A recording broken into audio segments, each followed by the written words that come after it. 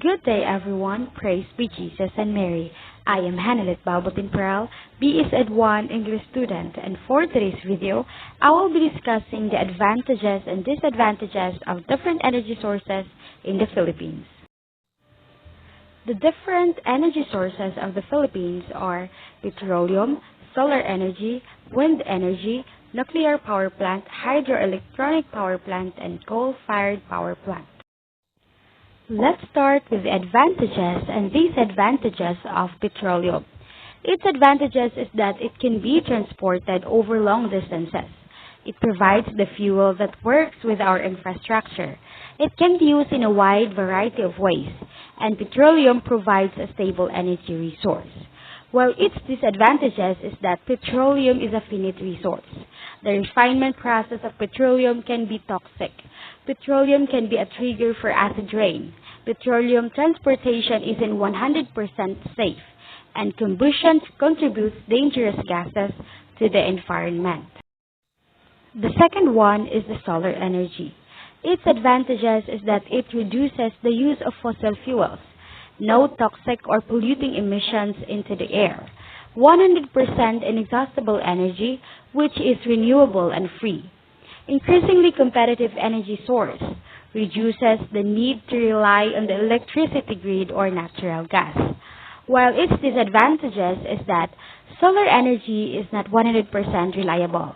This means that when the sun is not shining, there is no generation of energy.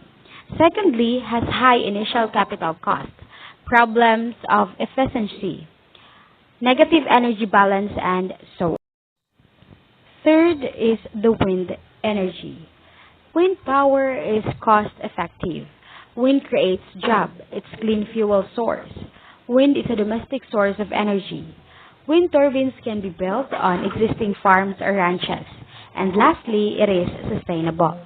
While on the disadvantages of wind energy is unpredictability. It is a threat to wildlife. It creates low-level noise. They aren't aesthetically pleasing, and they are limited locations suitable for wind turbines. The fourth one is the nuclear power plant. It is one of the most low-carbon energy sources. It also has one of the smallest carbon footprint. It is one of the answers to the energy gap. It's essential to our response to climate change and greenhouse gas emissions. And lastly, it is reliable and cost-effective. While the disadvantages of nuclear power plant is that it generates toxic nuclear waste. It raises the chances of nuclear proliferation. It is often targeted by terrorists. It may lead to nuclear accidents, and it ups and risk of cancer and so on. Let's go to the next energy sources, which is the hydroelectric energy. Its advantage is that it is renewable resource. It's good for environment. It is reliable and highly efficient. It is flexible, safe, economical, and great for recreational use. While its disadvantages is that it displaces people. It has an environmental impact.